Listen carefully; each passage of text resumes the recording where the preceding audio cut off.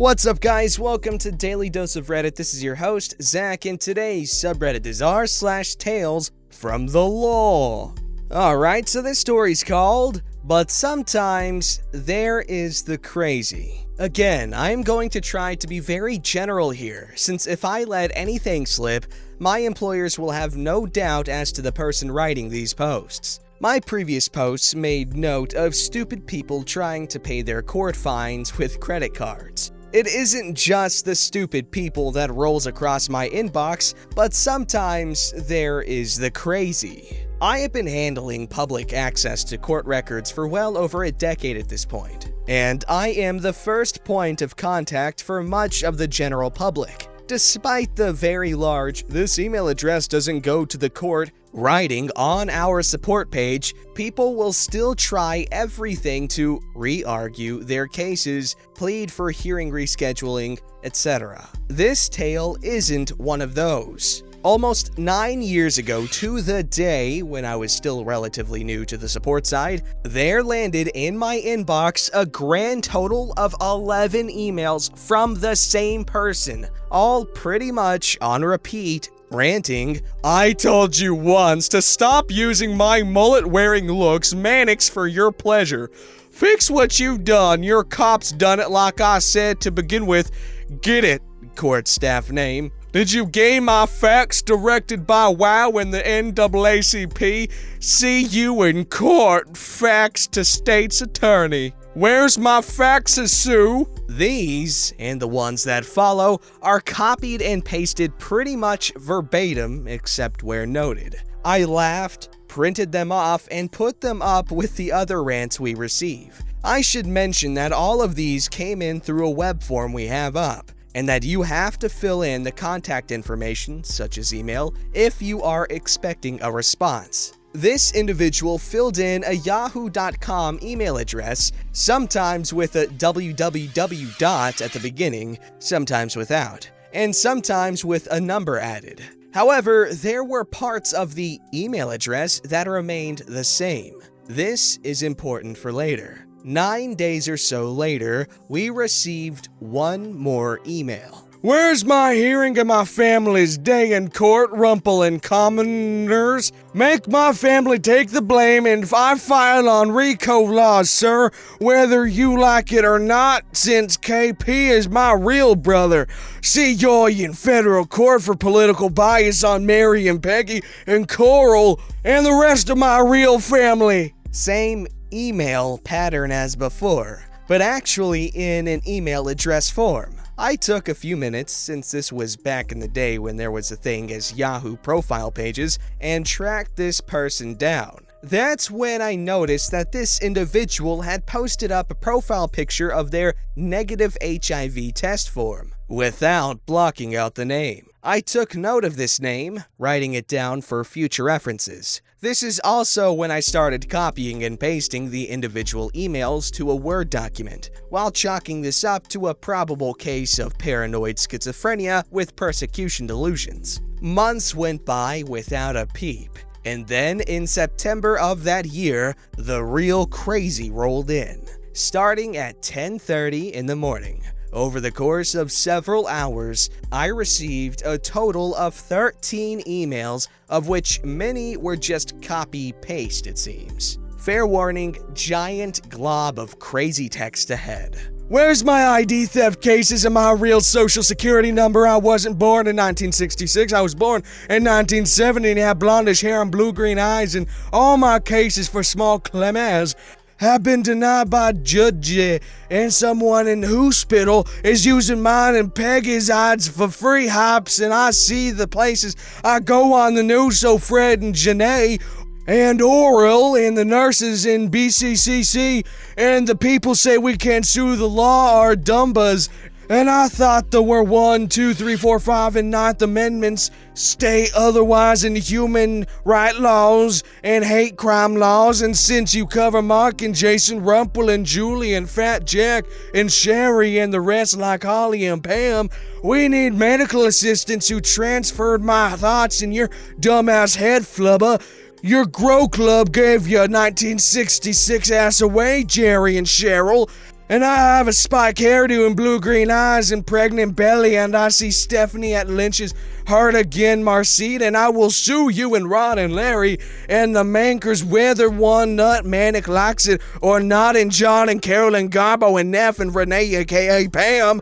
So take your hairy end of a gutback pigs, which means police. Okay. This was repeated 2 more times. Then the next one came in with the same wording, but appended was, and the rest of you dump asses, I didn't have a tattoo on that arm. I have anklet ring and a tat where you will never see. Why do you think I was called the original no puss giver by Ron and the rest of the carnage, you mildew smelling freak? At this point, I am getting pretty sad that this individual seems to be in need of some mental health help, but is clearly not getting any. It was the next email that came in that prompted me to take action and bring it to my bosses. Below is the copied relevant portion.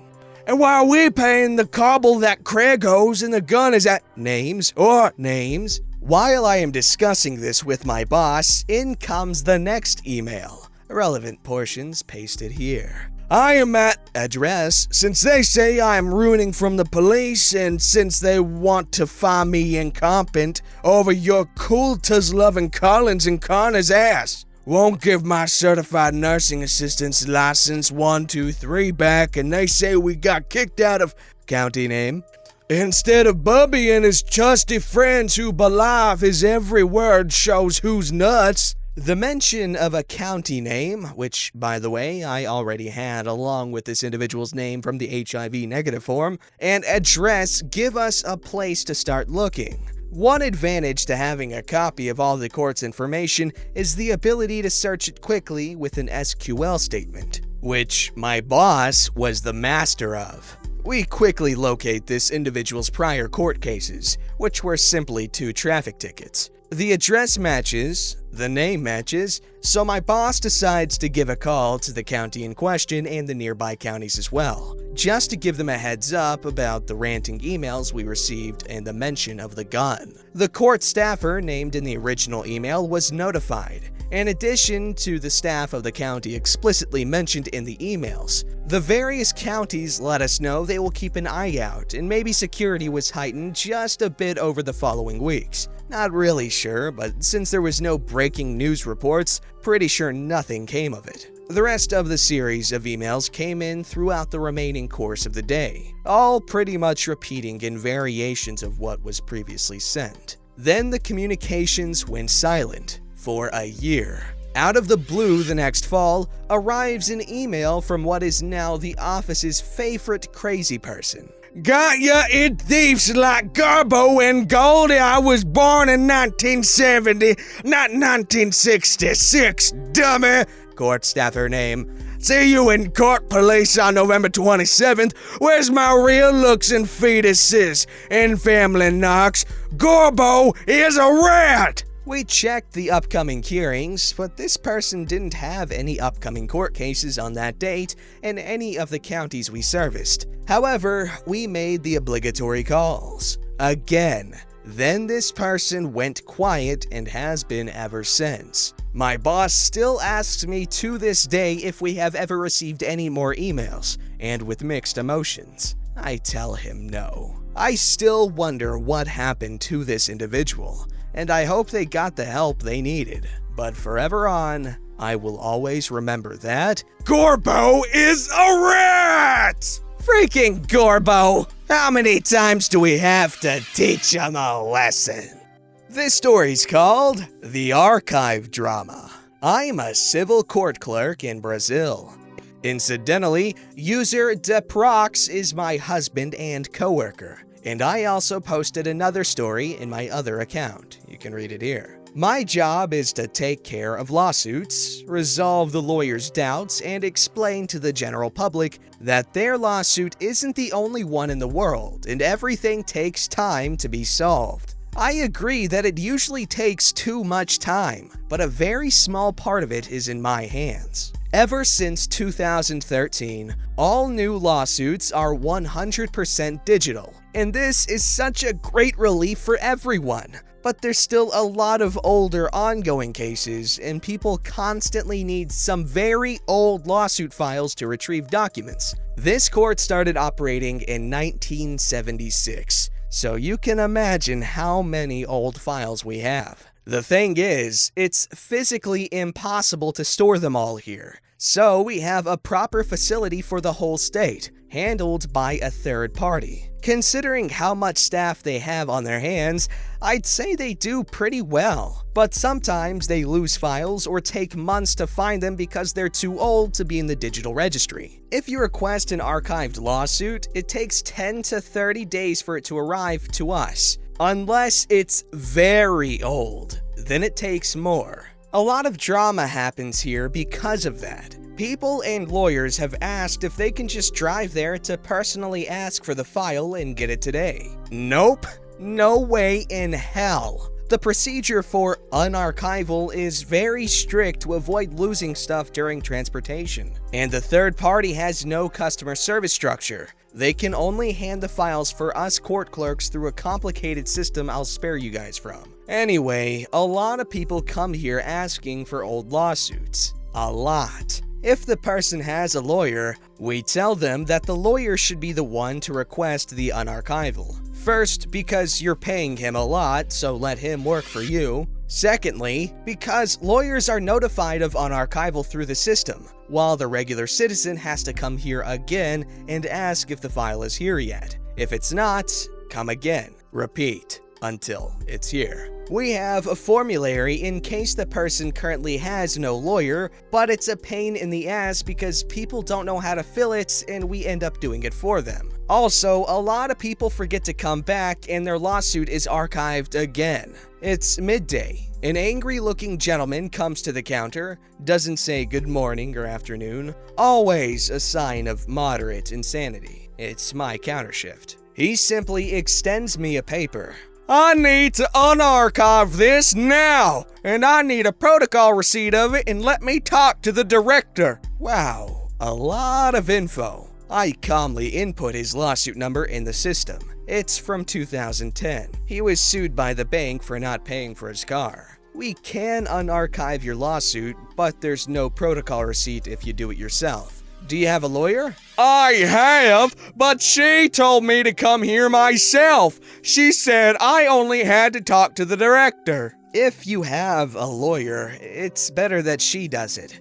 No, I'll do it. I can get a protocol receipt, a certification at least. Talk to the director. The director is my supervisor, a fatherly, gentle, non-confrontational man in his mid-50s. He's always super busy and hates being disturbed by small crap we clerks can solve. Which happens a lot when it comes to me, because I'm the youngest clerk, look even younger, and people often mistake me for an intern. I go to his desk. There's no protocol receipt to give when the party requests unarchival, right? Right. And I can't make a certification of it or something. Only when the file is here. Back to the guy by the counter. There's really no protocol receipt or certification to give before the file is here. So what do I do? My lawyer said I only needed to come here. I need to prove that. He doesn't know what. I'm gonna lose my deadline. Then she was mistaken. But if your lawyer requests it, there's a protocol receipt. No, I'll do it myself. Okay, then fill this form. But you'll have to come check if the file is already here.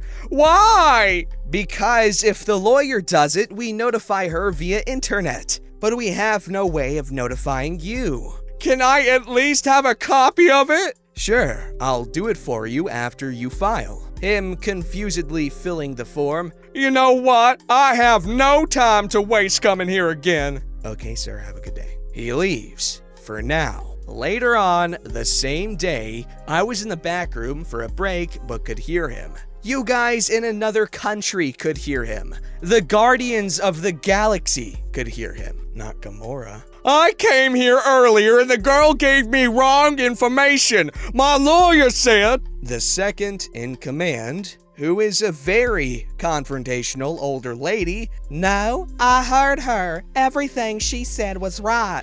Now I'm gonna lose my deadline for another lawsuit, a fellow clerk says. Oh, is that it? Your lawyer just needs to request more time while waiting for the unarchival. Sometimes to find the solution, you have to ask the right questions. Also, that guy needs to get a new lawyer because, geez.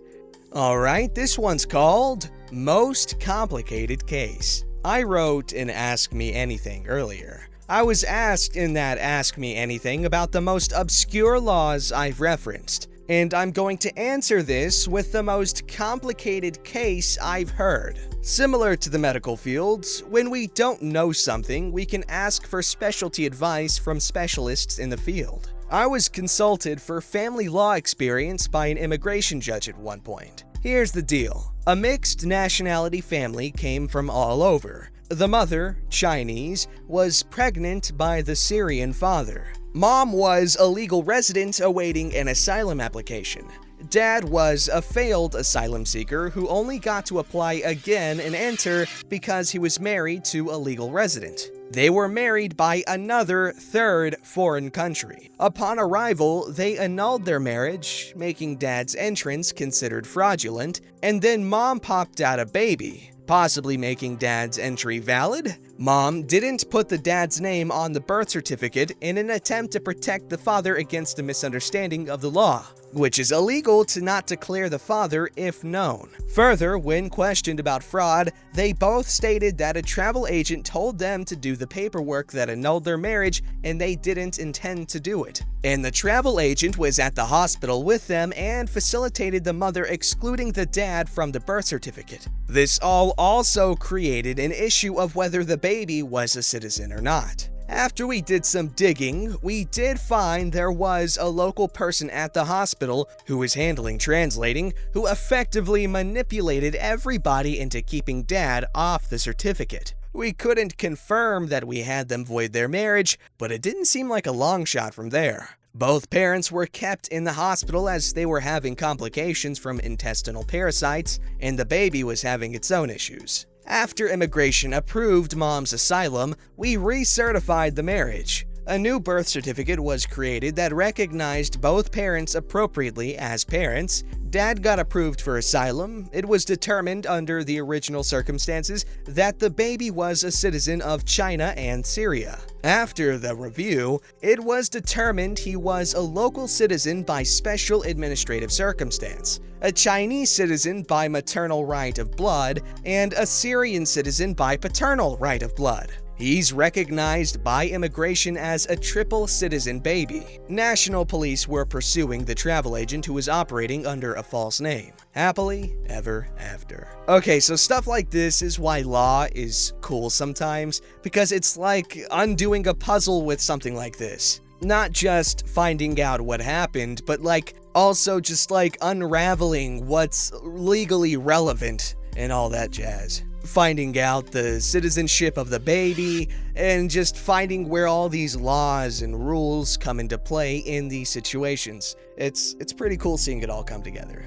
Don't forget to like, subscribe, and hit that bell to never miss an episode.